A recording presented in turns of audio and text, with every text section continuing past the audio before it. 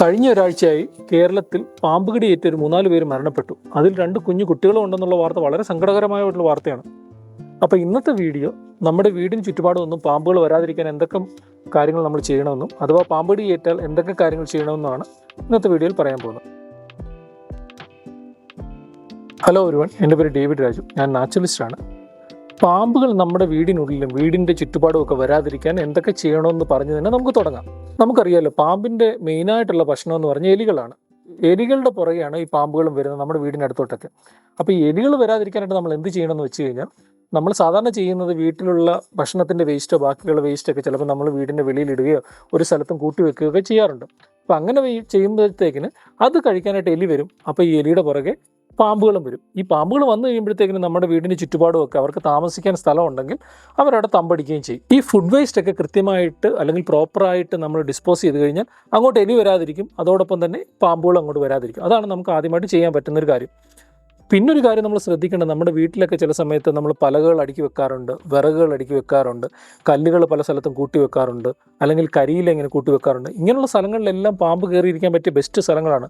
അങ്ങനെയുള്ള സ്ഥലങ്ങളെല്ലാം ഒഴിവാക്കുക എന്നാണ് പിന്നെ ചെയ്യേണ്ട കാര്യം. നമുക്കറിയാമല്ലോ, ഇപ്പോഴത്തെ സാഹചര്യത്തിൽ നമ്മൾ വിറക് കൂടുതലായിട്ട് ഉപയോഗിക്കുന്നുണ്ട്. അപ്പം വിറകെടുക്കുന്ന സമയത്ത് വളരെ ശ്രദ്ധിച്ചിട്ടൊക്കെ വേണം വിറകെടുക്കാൻ. വിറകെടുക്കുന്ന സമയത്ത് ആ വിറകെടുക്കുമ്പോൾ അതിൻ്റെ തൊട്ടടിയിലൊക്കെ പാമ്പൊക്കെ ഉണ്ടെന്ന് ശ്രദ്ധിച്ച് നോക്കിയിട്ട് മാത്രമേ, വളരെ ശ്രദ്ധയോടുകൂടി മാത്രമേ വിറകൊക്കെ എടുത്ത് നമ്മൾ ഉപയോഗിക്കാവുള്ളൂ. അതുപോലെ തന്നെ നമ്മുടെ വീടിന് ചുറ്റും എലിയോ മറ്റ് ജീവികളോ ഉണ്ടാക്കിയ മാളങ്ങളൊക്കെ ഉണ്ടെങ്കിൽ അത് മണ്ണിട്ട് കൃത്യമായിട്ട് നികത്തുക.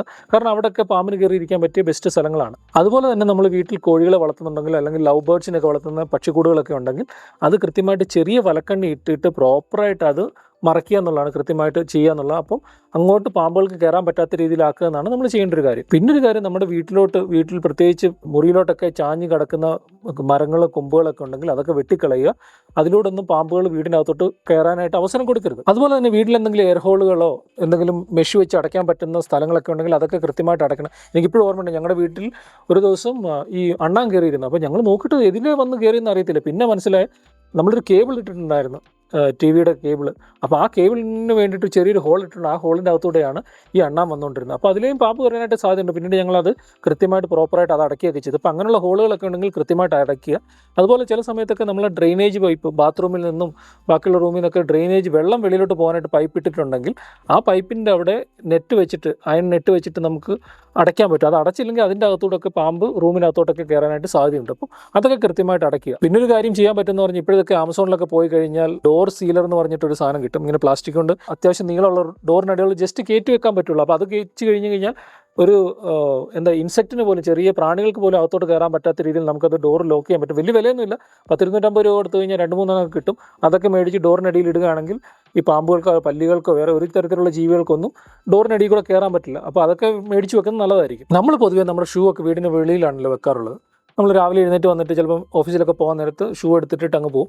പക്ഷേ ശ്രദ്ധിക്കേണ്ട കാര്യം, ഈ ഷൂവിൻ്റെ അകത്തൊക്കെ പാമ്പ് കയറിയിരിക്കാനുള്ള സാധ്യതയുണ്ട്. അതുകൊണ്ട് കൃത്യമായിട്ട് നോക്കുക, പാമ്പ് ഈ ഷൂവിൻ്റെ അകത്തുണ്ടെന്നൊക്കെ ഒന്ന് കുടഞ്ഞൊക്കെ നോക്കിയിട്ട് വേണം ഷൂ ഒക്കെ ഇടാൻ വേണ്ടിയിട്ട്. അതുപോലെ തന്നെ വീടിനടുത്ത് എവിടെയെങ്കിലും എന്തെങ്കിലും സാധനങ്ങളെ കൂട്ടി വെച്ചിട്ടുണ്ടെങ്കിൽ, ഇച്ചിരി ഇരുട്ടായിട്ടുള്ള സ്ഥലങ്ങളൊക്കെ ഉണ്ടെങ്കിൽ അവിടെ നിന്ന് കൈയിട്ടെന്നും പെട്ടെന്ന് നോക്കിയെടുക്കരുത്. കൃത്യമായി ടോർച്ചൊക്കെ അടിച്ച് നോക്കിയിട്ട് വേണം നമ്മൾ സാധനങ്ങൾ എന്തെങ്കിലും മാറ്റമൊക്കെ ചെയ്യാനായിട്ട്. അല്ലെങ്കിൽ അവിടെയൊക്കെ പാമ്പ് കയറിയിരിക്കാനുള്ള സ്ഥലങ്ങളാണ് ഇതൊക്കെ.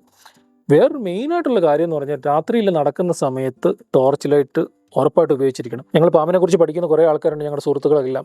ഞങ്ങൾ ടോർച്ച് ഇല്ലാതെ വെളിയിൽ ഇറങ്ങത്തില്ല. ഞാനാണ് എൻ്റെ വീട്ടിലൊരെണ്ണം മേടിച്ച് വെച്ചിട്ടുണ്ട്, എൻ്റെ ഓഫീസിലൊരെണ്ണമുണ്ട്, എൻ്റെ കാറിനകത്ത് വരെ ടോർച്ച് വെച്ചിട്ടുണ്ട്. അപ്പം ടോർച്ച് മേടിച്ചുകൊണ്ട് വേണം രാത്രി കാലങ്ങളിൽ നടക്കാൻ. അല്ലെങ്കിൽ ടോർച്ച് നമ്മുടെ കയ്യിലില്ലെങ്കിൽ മൊബൈലിൽ ടോർച്ച് തെളിച്ചിട്ട് നമ്മൾ പാമ്പിനെ ചവിട്ടുന്നുണ്ടോ എന്ന് മാത്രം നോക്കിയിട്ട് നടക്കണം. കാരണം പാമ്പിനെ ചവിട്ടിയാൽ മാത്രം കടിക്കുന്ന പാമ്പുകളാണ് നമ്മുടെ നാട്ടിൽ. ഒരു പാമ്പും നമ്മൾ നമ്മളെ ചുമ്മാ ഓടി വന്ന് ഇങ്ങോട്ട് കടിക്കുന്ന പാമ്പുകളൊന്നും നമ്മുടെ നാട്ടിലില്ല. അതുകൊണ്ട് കൃത്യമായിട്ട് രാത്രിയിൽ വെളിയിറങ്ങുന്ന സമയത്ത് ടോർച്ച് ഉപയോഗിച്ച് മാത്രം നിങ്ങൾ യാത്ര ചെയ്യുക. അതുപോലെ കാട്ടിലൊക്കെ പോകുന്ന സമയത്തോ അല്ലെങ്കിൽ കാട് പിടിച്ച പ്രദേശങ്ങളിലൊക്കെ നടക്കുന്ന സമയത്ത് കൃത്യമായിട്ട് ഗംബൂട്ടുകളോ ഷൂ ഒക്കെ ഇട്ട് നടന്നു കഴിഞ്ഞാൽ ഈ പാമ്പിൻ്റെ കടി നമുക്ക് ഒഴിവാക്കാനായിട്ട് പറ്റും. അടുത്തൊരു മെയിനായിട്ടുള്ള കാര്യം എന്ന് പറഞ്ഞാൽ, ഇപ്പോൾ അടുത്തിടയ്ക്ക് സംഭവിക്കുന്ന ഒരു കാര്യമാണ്, നമ്മൾ ചൂട് കൂടുന്ന സമയത്ത് നമ്മൾ നിലത്ത് പാവിരിച്ചിട്ട് കിടന്നുറങ്ങുന്ന ഒരു സ്വഭാവം. അത് നമ്മൾ പരമാവധി ഒഴിവാക്കേണ്ട ഒരു കാര്യമാണ്. കാരണം ഒരു കാര്യം പറയാനുള്ളത്, നമ്മുടെ വീടുകളിൽ ഒരുപക്ഷെ കേരളത്തിലുള്ള ഒരുവിധപ്പെട്ട എല്ലാ വീടുകളിലും പാമ്പുകളെ കാണാൻ സാധ്യതയുള്ളതാണ്. പ്രത്യേകിച്ച് നമ്മുടെ വീട്ടിലൊക്കെ കാണുന്ന ഒരു പാമ്പെന്ന് പറഞ്ഞാൽ ചുവർപ്പാമ്പെന്നാണ് അതിൻ്റെ പേര് തന്നെ എങ്ങനെ ചുവർപ്പാമ്പ്. അത് വീടിനോട് ചേർന്നാണ് സ്ഥിരമായിട്ട് കാണുന്നത്. ഒന്നെങ്കിൽ വീടിൻ്റെ എവിടെയെങ്കിലും റൂഫിലോ അല്ലെങ്കിൽ ചുമരിനോട് ചേർന്നുള്ള സ്ഥലങ്ങളിലൊക്കെ സ്ഥിരമായിട്ട് കാണുന്ന ഒരു പാമ്പാണ് ചുവർപ്പാമ്പ്. ഈ ചുവർപ്പാമ്പിൻ്റെ ഒരു പ്രത്യേകത എന്ന് പറഞ്ഞു കഴിഞ്ഞാൽ, അത് രാത്രി കാലങ്ങളിലായിരിക്കും ചിലപ്പം വെളി വരുന്നത്, അല്ലെങ്കിൽ വീട്ടിൽ എത്ര ദിവസം ഇന്നാലും അല്ല മാസങ്ങളോളം അവിടെ താമസിച്ചാൽ പോലും നമുക്കറിയത്തില്ല ഇങ്ങനെ ഒരു പാമ്പ് അവിടെ ഉണ്ടെന്ന്. അതിനൊരു ക്ലാസിക് എക്സാമ്പിൾ പറഞ്ഞു കഴിഞ്ഞാൽ, ഞങ്ങൾ തടവ ജോലി ചെയ്യുന്ന സമയത്ത് പുതിയൊരു റൂമിലോട്ട് പോയി ഞങ്ങൾ താമസം തുടങ്ങിയ സമയത്ത് കൃത്യമായിട്ട് ടോർച്ച് അടിച്ച് കട്ടിലിനടിയിലും റൂഫിലും എല്ലായിടത്തും ഞങ്ങൾ കൃത്യമായിട്ട് ടോർച്ചൊക്കെ അടിച്ച് നോക്കി, കൃത്യമായിട്ട് പാമ്പൊന്നും ഇല്ലെന്ന് നോക്കിയിട്ട്, കാരണം ഞങ്ങളൊരു കാട്ടിലായിരുന്നു ജോലി ചെയ്തുകൊണ്ടിരുന്നത്, അടിച്ചൊക്കെ നോക്കിയിട്ടും ഒന്ന് പാമ്പിനെ ഒന്നും കണ്ടില്ല, സുഖമായിട്ട് കിടന്ന് ഉറങ്ങി. രാത്രിയായ സമയത്ത് പൊത്തോന്ന് പറഞ്ഞൊരു സൗണ്ട് കേട്ടപ്പോഴത്തേക്കിന് മേളിൽ നോക്കുമ്പോൾ ഒരു ചുവർപ്പാമ്പ്, ഒരു വോൾസ്നേക്ക് മേളിൽ നിന്ന് ഒരു പല്ലിയെ പിടിച്ചുകൊണ്ട് താഴോട്ട് വന്ന് വീണതാണ് കണ്ടത്. അപ്പം ഞങ്ങൾ അന്ന് തന്നെ ഈ മൊത്തം റൂം പരിശോധിച്ചിട്ട് പോലും നമുക്കിതിനെ കാണാൻ പറ്റിയിട്ടില്ല. അപ്പം ഈ ചുവർപ്പാമ്പ് അവിടെ തന്നെ താമസിക്കുന്നുണ്ട്. അപ്പോൾ ഇങ്ങനെ ചുവർപ്പാമ്പ് ഉള്ള വീടുകളിലൊക്കെ ചില സമയത്ത് നമ്മുടെ വെള്ളിക്കെട്ടൻ എന്ന് പറഞ്ഞ പാമ്പ് വരാനും സാധ്യതയുണ്ട്. ഇതിന് കാര്യം എന്ന് പറഞ്ഞു കഴിഞ്ഞാൽ, വെള്ളിക്കെട്ടൻ എന്ന് പറഞ്ഞ പാമ്പ് അല്ലെങ്കിൽ കോമൺ ക്രേറ്റ്, ഈ ക്രേറ്റിൻ്റെ ഏകദേശം ഒരു 70 to 80, 70 മുതൽ 80% വരെ ഭക്ഷണം എന്ന് പറയുന്ന മറ്റു പാമ്പുകൾ, ഈ വെള്ളിവരൻ അല്ലെങ്കിൽ ചുവർപ്പാമ്പ് എന്ന് പറയുന്ന ഈ പാമ്പിനെയാണ് ഈ ക്രേറ്റ് കഴിക്കണം. അപ്പോൾ ഈ പാമ്പിനെ തപ്പിയിട്ട് ഈ വിഷമുള്ള ക്രേറ്റ് നമ്മുടെ വീട്ടിലോട്ടൊക്കെ വരാനായിട്ട് സാധ്യതയുണ്ട്. അങ്ങനെ വരുന്ന സമയത്ത് രാത്രി കാലങ്ങളിൽ നമ്മൾ നിലത്ത് കിടന്ന് ഉറങ്ങുകയാണെങ്കിൽ ആ പാമ്പിൻ്റെ കടി കൊള്ളാനായിട്ട് സാധ്യതയുണ്ട്. അതുകൊണ്ട് ദയവ് ഇത് നിലത്ത് കിടന്ന് ഉറങ്ങരുത്. നിലത്ത് കിടന്ന് ഉറങ്ങുന്നവരുണ്ടെങ്കിൽ ഒരു കാര്യം ചെയ്യാൻ പറ്റുന്ന, ഈ നമ്മുടെ മൊസ്കിറ്റോ നെറ്റൊക്കെ മേടിച്ചിട്ട് അത് കൃത്യമായിട്ട് പായ്ക്കടിയിലോട്ടൊക്കെ ടക്കിൻ ചെയ്ത് കിടന്നു കഴിഞ്ഞാൽ ഒരു പക്ഷേ ഇതൊക്കെ നമുക്ക് ഒഴിവാക്കാനായിട്ട് പറ്റും. ചുരുക്കം പറഞ്ഞു കഴിഞ്ഞാൽ, നമ്മുടെ വീടും പരിസരമൊക്കെ വൃത്തിയായിട്ട് സൂക്ഷിച്ചു കഴിഞ്ഞാൽ ഒരു പരിധിവരെ ഈ പാമ്പുകളൊക്കെ നമ്മുടെ വീട്ടിലോട്ട് വരുന്നത് ഒഴിവാക്കാൻ പറ്റും. ഇനി നമ്മുടെ വീട്ടിലോ വീടിനടുത്തൊക്കെ ഒരു പാമ്പിനെ കണ്ടാൽ എന്ത് ചെയ്യണമെന്ന് നമുക്ക് നോക്കാം. ആദ്യം തന്നെ ഓടിച്ചെന്നൊരു വടിയെടുത്ത് തല്ലിക്കൊല്ലാനായിട്ടൊന്നും ശ്രമിക്കരുത്. പല പ്രാവശ്യം ആൾക്കാർ ഈ പാമ്പിനെ തല്ലിക്കൊല്ലാൻ ശ്രമിക്കുന്ന സമയത്തൊക്കെ പാമ്പ് പെട്ടെന്ന് തിരിഞ്ഞ് അവരെ കടിച്ച പല അനുഭവങ്ങളുണ്ട്. അതുകൊണ്ട് അങ്ങനെ ഒരു കാര്യം ചെയ്യാനായിട്ട് ശ്രമിക്കരുത്. അതുപോലെ തന്നെ വിഷമില്ലാത്ത പാമ്പാന്നൊക്കെ പറഞ്ഞിട്ട് അതിനെ കൈകൊണ്ടൊന്നും പിടിക്കാനൊന്നും ശ്രമിക്കരുത്. കാരണം കൃത്യമായിട്ട് അറിവില്ലെങ്കിൽ ഒരു പക്ഷേ അത് വിഷമുള്ള പാമ്പായിരിക്കും. അത് കടിച്ചു കഴിഞ്ഞാൽ അതിലും വലിയ പ്രശ്നം ഉണ്ടാകാൻ സാധ്യതയുണ്ട്. നമുക്ക് ചെയ്യാൻ പറ്റുന്ന ഒരു കാര്യം എന്ന് പറഞ്ഞാൽ, നമുക്ക് കേരളത്തിൽ ഫോറസ്റ്റ് ഡിപ്പാർട്ട്മെന്റ് കുറേ ആൾക്കാരെ ഈ പാമ്പിനെ സേഫായിട്ട് റെസ്ക്യൂ ചെയ്യുന്ന കാര്യങ്ങൾ ട്രെയിനിങ് കൊടുത്തിട്ടുണ്ട്. ഏകദേശം 2000-ലധികം ആൾക്കാർക്ക് ട്രെയിനിങ് കൊടുത്തിട്ടുണ്ട്. ആക്റ്റീവായിട്ട് 1000-ലധികം സ്നേക്ക് റെസ്ക്യൂവേഴ്സും ഉണ്ട് കേരളത്തിൽ. അപ്പോൾ അവരെയൊക്കെ വിളിച്ചു കഴിഞ്ഞാൽ കൃത്യമായിട്ട് അവർ വന്നിട്ട് പാമ്പിനും ഈ മനുഷ്യർക്കും സേഫായിട്ട്, എന്ന് പറഞ്ഞാൽ രണ്ടുപേർക്കും പ്രശ്നമില്ലാതെ അവർ പാമ്പിനെ റെസ്ക്യൂ ചെയ്തുകൊണ്ട് പോകും. അപ്പം അതാണ് നമ്മൾ ചെയ്യേണ്ടത്. അപ്പം സർപ്പ എന്ന് പറഞ്ഞൊരു ആപ്പുണ്ട്. ആ സർപ്പയുടെ ആപ്പിലൂടെ നിങ്ങൾ പോയി കഴിഞ്ഞാൽ കേരളത്തിലുള്ള ഇപ്പോൾ ഏത് ഡിസ്ട്രിക്റ്റിലാണെന്ന് വെച്ച് കഴിഞ്ഞാൽ, ആ ഡിസ്ട്രിക്റ്റിൽ ഏത് സ്ഥലത്താണെന്ന് വെച്ച് കഴിഞ്ഞാൽ അവിടെയുള്ള റെസ്ക്യൂസിൻ്റെ ഡീറ്റെയിൽസും അതിൻ്റെ നമ്പറും ഒക്കെ കാണും. അവരെ വിളിച്ചു കഴിഞ്ഞാൽ പെട്ടെന്ന് തന്നെ അവരവിടെ വന്നിട്ട് വീടിനടുത്തൊക്കെ വന്നിട്ട് അവർ ഈ പാമ്പിനെ സേഫായിട്ട് റെസ്ക്യൂ ചെയ്തിട്ട് കൊണ്ടുപോയി ചെയ്യണം. അപ്പോൾ നമ്മൾ ചെയ്യേണ്ടത് ഈ സർപ്പ ആപ്പിലൂടെ, അല്ലെങ്കിൽ വേറൊരു ആപ്പുണ്ട് ഞങ്ങൾ ചെയ്തിട്ടുള്ള സ്നേക്ക് പീഡിയ എന്ന് പറഞ്ഞൊരു ആപ്പുണ്ട്. അവിടെയും ഈ റെസ്ക്യൂസിൻ്റെ ഒക്കെ നമ്പറുണ്ട്. അപ്പോൾ അവിടെയും വിളിച്ചു കഴിഞ്ഞാൽ ഈ റെസ്ക്യൂസ് വന്ന് ഈ പാമ്പിനെ കൃത്യമായിട്ട് റെസ്ക്യൂ ചെയ്തുകൊണ്ട് പോകും. ഈ റെസ്ക്യൂസ് എന്താ ചെയ്യുന്നത് വെച്ച് കഴിഞ്ഞാൽ, അവർ കൃത്യമായിട്ട് വന്നിട്ട് ഈ ഒരു ബാഗുണ്ട്, പാമ്പിനെ പിടിക്കാൻ പറ്റുന്ന ഒരു ബാഗും പൈപ്പും അവരുടെ സ്നേക്ക് ഹുക്കൊക്കെ ഉണ്ട്. അപ്പോൾ അതൊക്കെ വെച്ചിട്ട് സേഫായിട്ടാണ് ഇവർ പതിയെ പൈപ്പിൻ്റെ അകത്തൂടെ ഈ ബാഗിലോട്ട് പാമ്പിനെ കയറ്റിയിട്ട് സേഫായിട്ട് കൊണ്ടുവന്നത്. അധികം കൈകൊണ്ട് പിടിക്കുന്ന ഷോ കാണിക്കുന്ന പരിപാടിയൊന്നും അവർ ചെയ്യാറില്ല. അപ്പോൾ നമ്മൾ അറിയാത്ത ആൾക്കാരൊക്കെ ഈ പാമ്പിനെ കൈകാര്യം ചെയ്യാൻ നോക്കിക്കഴിഞ്ഞാൽ ഒരു പക്ഷേ നമുക്കത് കടി കിട്ടാനായിട്ട് സാധ്യതയുണ്ട്. അതുകൊണ്ട് ഇതിനെക്കുറിച്ച് അറിയാവുന്നവർ സേഫായിട്ട് റെസ്ക്യൂ ചെയ്യാൻ പരിശീലനം ശ്രദ്ധിച്ചിട്ടുള്ള ആൾക്കാരൊക്കെ വന്ന് ചെയ്തു കഴിഞ്ഞാൽ അത് പാമ്പിനും ആ ചെയ്യുന്നവർക്കും സേഫായിട്ട് ചെയ്യാനായിട്ട് അവർക്ക് പറ്റും. ഉറപ്പായിട്ട് നമ്മൾ ചെയ്യേണ്ടത് സർപ്പ ആപ്പ് ഡൗൺലോഡ് ചെയ്യുക. സർപ്പ ആപ്പിൻ്റെ അകത്ത് ഈ ലിസ്റ്റ് ഉണ്ട് ആൾക്കാർ റെസ്ക്യൂസിൻ്റെ ഒക്കെ. അപ്പോൾ അവരെ വിളിച്ചു കഴിഞ്ഞാൽ കൃത്യമായിട്ട് അവർ വന്നിട്ട് ഈ പാമ്പിനെ റെസ്ക്യൂ ചെയ്തുകൊണ്ട് പോകും. ഇനി നിർഭാഗ്യവശാൽ നമുക്കൊരു പാമ്പിൻ്റെ കടി കിട്ടിക്കഴിഞ്ഞാൽ എന്ത് ചെയ്യണമെന്ന് നമുക്ക് നോക്കാം. ആദ്യം തന്നെ എത്രയും പെട്ടെന്ന് ഈ പാമ്പ് കടി കിട്ടിയ ആളെ ഹോസ്പിറ്റലിൽ എത്തിക്കുക എന്നുള്ളതാണ് നമ്മൾ ആദ്യമായിട്ട് ചെയ്യേണ്ടത്. അപ്പം ഹോസ്പിറ്റലിലോട്ട് പോകുന്നതിന് മുന്നേ തന്നെ, ഇപ്പോൾ കയ്യിലാണ് കടി കിട്ടിയതെങ്കിൽ കയ്യിൽ വാച്ച് ഉണ്ടെങ്കിൽ വാച്ച് എടുത്ത് മാറ്റുക, മോതിരം ഉണ്ടെങ്കിൽ മോതിരം എടുത്ത് മാറ്റുക. കാരണം കൈയും കാലും ഒക്കെ പെട്ടെന്ന് നീര് വെച്ച് കഴിഞ്ഞാൽ അവിടെ ഇത് പെട്ടെന്ന് രക്തം കട്ട പിടിക്കാനും അത് പിന്നീട് വലിയ കോംപ്ലിക്കേഷനിലോട്ടൊക്കെ പോകാനായിട്ട് സാധ്യതയുണ്ട്. അപ്പോൾ അതൊക്കെ ആദ്യമായിട്ട് ചെയ്യാന്നുണ്ട്. ഇപ്പോൾ ഇറുകി കിടക്കുന്ന വസ്ത്രമൊക്കെയാണ് അതങ്ങ് ഒന്ന് ലൂസാക്കുകയൊക്കെ ചെയ്യാൻ പറ്റും. പിന്നെ ഇതിൻ്റെ ഒരു പ്രോട്ടോക്കോൾ എന്ന് പറഞ്ഞു കഴിഞ്ഞാൽ ഡു ഇറ്റ് റൈറ്റ് എന്നാണ് പറയുന്നത്. നമ്മൾ സാധാരണ ഒരു പാമ്പ് കടി ഏറ്റു കഴിഞ്ഞാൽ ഡു ഇറ്റ് റൈറ്റ് എന്ന് പറഞ്ഞു കഴിഞ്ഞാൽ, എന്ന് പറഞ്ഞു കഴിഞ്ഞാൽ റീഅഷ്യൂർ. ഇപ്പോൾ ഒരു പാമ്പ് കടി ഏറ്റ ആളെ ആദ്യം സമാധാനിപ്പിക്കുക. പാമ്പടി അത്ര വലിയ പ്രശ്നമൊന്നുമില്ല. ഏകദേശം ഇന്ത്യ കാണുന്ന 70-ലധികം പാമ്പുകളും വിഷമില്ലാത്ത പാമ്പാണ്. ചില സമയത്തൊക്കെ പാമ്പുകൾ ഡ്രൈ ബൈറ്റ്, പാമ്പുകൾ ചില സമയത്തൊന്നും വിഷം അകത്തോട്ട് ഇഞ്ചക്റ്റ് ചെയ്യാറില്ല. അപ്പോൾ അങ്ങനെയൊക്കെ പറഞ്ഞിട്ട് ഇവരെ ഒന്നും പേടിക്കേണ്ട, അധികം ഭയക്കേണ്ട കാര്യമില്ലെന്നൊന്ന് പറഞ്ഞ് മനസ്സിലാക്കുക. കാരണം പെട്ടെന്ന് പേടിച്ചിട്ട് ബ്ലഡ് പ്രഷറൊക്കെ കൂടിക്കഴിഞ്ഞാൽ ആ വിഷം പെട്ടെന്ന് തന്നെ തലച്ചോറിലും ഹൃദയത്തിലൊക്കെ എത്താനായിട്ടൊക്കെ സാധ്യതയുണ്ട്. അപ്പോൾ അത് ഒഴിവാക്കാൻ വേണ്ടിയിട്ടാണ് റീഅഷ്യൂർ. പിന്നെ രണ്ടാമത്തത് റൈറ്റിൻ്റെ എന്ന് പറഞ്ഞാൽ ഇമ്മൊബിലൈസ്. ഇപ്പം കയ്യോ കാലോ എവിടെയെങ്കിലും കടിച്ച് കിട്ടിയിട്ടുണ്ടെങ്കിൽ അതൊന്നും അധികം ചലിപ്പിക്കാതെ അധികം സ്ട്രെയിൻ കൊടുക്കാതിരിക്കുക എന്നാണ്. ഇപ്പം ഒരാളുടെ കാലിലാണ് കടി കിട്ടിയതെങ്കിൽ ആ കാലം വെച്ച് അധികം ദൂരം നടക്കുകയോ ഓടുകയോ ഒന്നും ചെയ്യരുത്. അയാളെ എടുത്തുകൊണ്ട് പോകാൻ പറ്റുമെങ്കിൽ നല്ല കാര്യം, വാഹനത്തിലോട്ട്. അപ്പം രണ്ടാമത്തത് പിന്നെ മൂന്നാമത്തേന്ന് പറഞ്ഞാൽ GH എന്നാണ്, ഗോ ടു ദ ഹോസ്പിറ്റൽ. എത്രയും പെട്ടെന്ന് go to the hospital fast, എത്രയും പെട്ടെന്ന് ഹോസ്പിറ്റലിലോട്ട് പോകുക എന്നുള്ളതാണ്.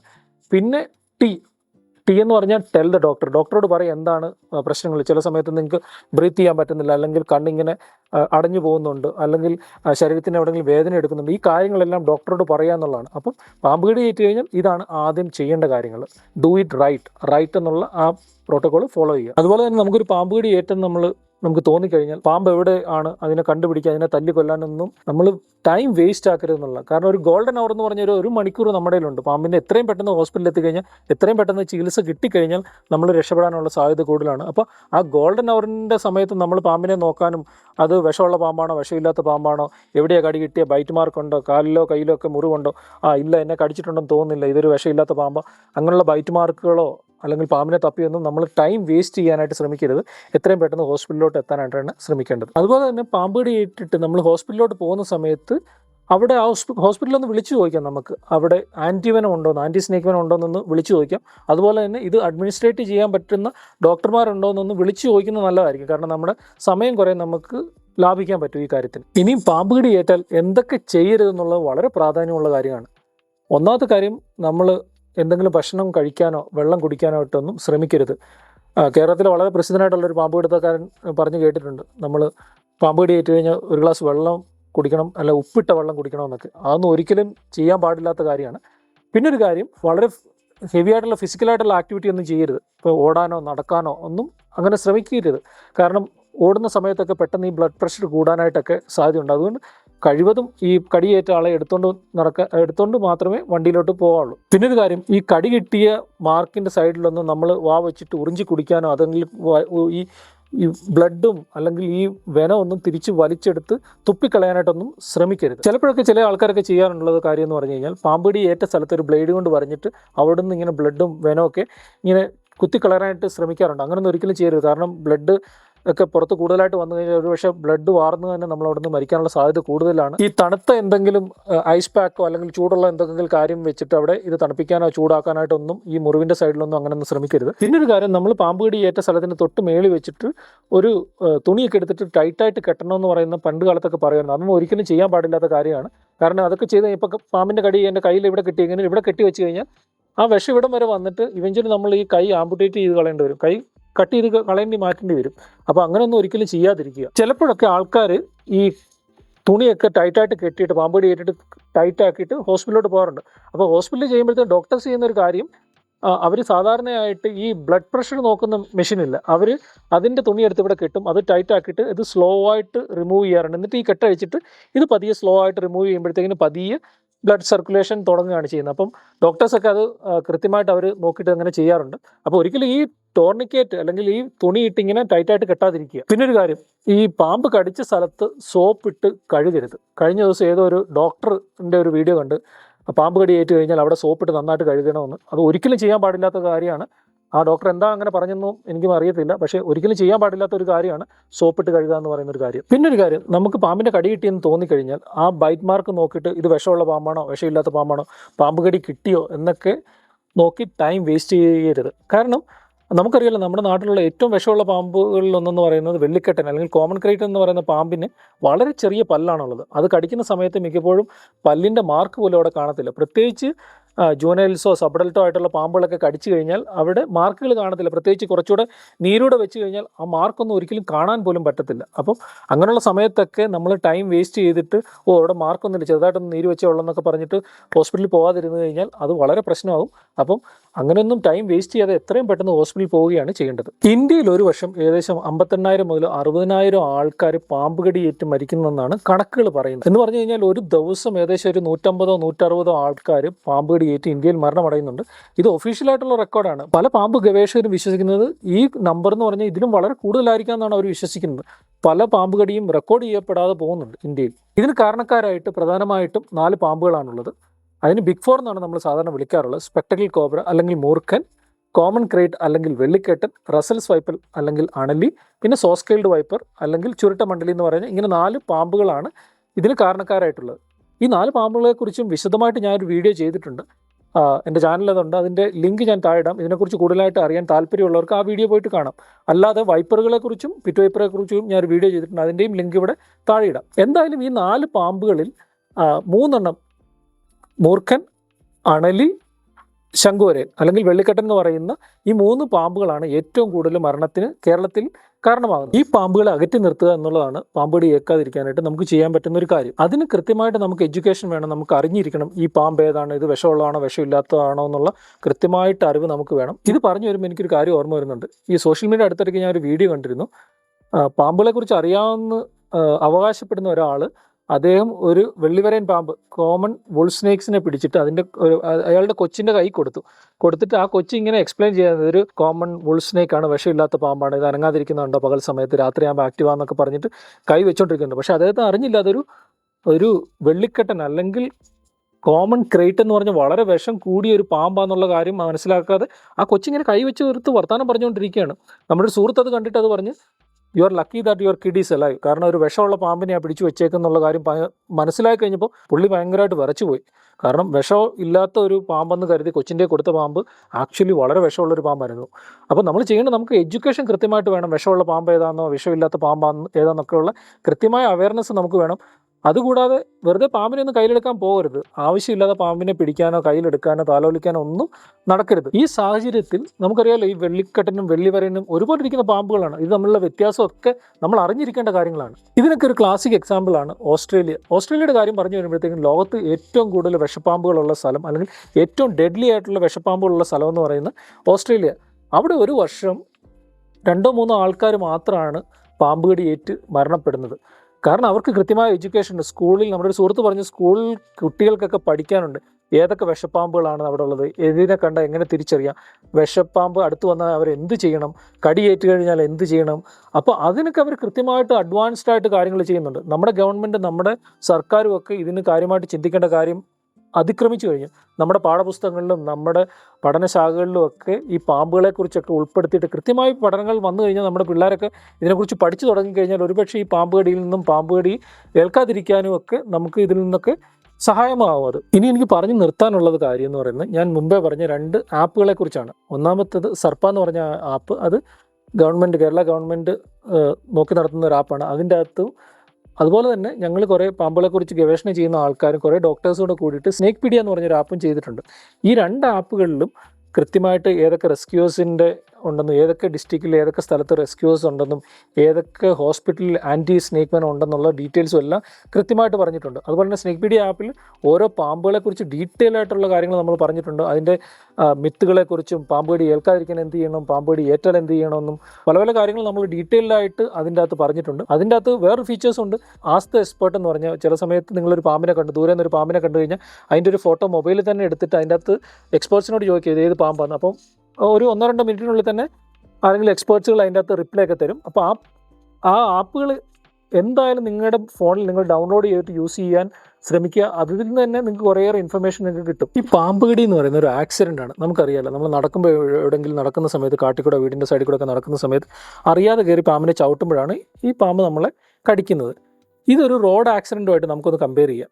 കാരണം എന്ന് പറഞ്ഞാൽ നമ്മൾ റോഡിൽ കൂടെ പോകുന്ന സമയത്ത് നമ്മൾ കൃത്യമായിട്ട് റൂളുകളൊക്കെ ഫോളോ ചെയ്ത് സീറ്റ് ബെൽറ്റ് ഇട്ടിട്ടുണ്ടെങ്കിലോ, അല്ലെങ്കിൽ ബൈക്കിൽ യാത്ര ചെയ്യുമ്പോൾ ഹെൽമെറ്റ് വെച്ചിട്ടൊക്കെ പോകുന്ന സമയത്തൊക്കെ ആക്സിഡൻ്റൊക്കെ ഒഴിവാക്കാൻ പറ്റും. കൃത്യമായിട്ട് പതിയെ ഓടിച്ചു കഴിഞ്ഞാൽ, കൃത്യമായ വേഗതയിലൊക്കെ ഓടിച്ചു കഴിഞ്ഞാൽ ഈ ആക്സിഡൻ്റൊക്കെ ഒഴിവാക്കാൻ പറ്റും. അഥവാ ആക്സിഡൻ്റുകളിൽ എന്താ ചെയ്യുന്നത്, നമ്മൾ എത്രയും പെട്ടെന്ന് ഹോസ്പിറ്റലിൽ പോവുകയാണ് ചെയ്യുന്നത്. അതിൻ്റെ സെയിമാണ് നമ്മളിവിടെ അപ്ലൈ ചെയ്യേണ്ടത്. പാമ്പുകടി ഏൽക്കാതിരിക്കാനായിട്ട് കൃത്യമായിട്ട് പ്രോട്ടോക്കോൾ എടുത്ത് വീടും പരിസരമൊക്കെ വൃത്തിയാക്കി സൂക്ഷിച്ചു കഴിഞ്ഞാൽ പാമ്പിനെ നമുക്ക് അകറ്റി നിർത്താൻ പറ്റും. അഥവാ പാമ്പുകടി ഏറ്റ് കഴിഞ്ഞാൽ എത്രയും പെട്ടെന്ന് ഹോസ്പിറ്റലിൽ പോവുകയാണ് ചെയ്യേണ്ടത്. അപ്പോൾ ഇത് ചെയ്തു കഴിഞ്ഞാൽ നമുക്ക് പാമ്പിൻ്റെ കടിയിൽ നിന്നും രക്ഷപ്പെടാനും, പാമ്പുകടി ഏറ്റ് കഴിഞ്ഞാൽ എത്രയും പെട്ടെന്ന് ഹോസ്പിറ്റലിൽ ചെന്ന് കഴിഞ്ഞാൽ അതിൽ നിന്ന് സുഖം പ്രാപിക്കാനായിട്ട് നമുക്ക് പറ്റും. ഇതൊക്കെയായിരുന്നു പാമ്പുകടിയെ പറ്റിയുള്ള വിവരങ്ങൾ. ഇനി നിങ്ങൾക്ക് എന്തെങ്കിലും ചോദിക്കാനുണ്ടെങ്കിൽ അത് താഴെ കമൻറ്റായിട്ട് രേഖപ്പെടുത്താം. അതിന് എല്ലാം ഞാൻ ആൻസർ ചെയ്യുന്നതായിരിക്കും. എന്തെങ്കിലും വിട്ടുപോയിട്ടുണ്ടെങ്കിൽ അത് ഞാൻ സെപ്പറേറ്റ് ആയിട്ടൊരു വീഡിയോ ചെയ്യുന്നതും ആയിരിക്കും. അപ്പം ഇന്നത്തെ വീഡിയോ നിങ്ങൾക്ക് ഇഷ്ടപ്പെട്ടെന്ന് വിചാരിക്കുന്നു. Keep watching my channel. Thank you so much.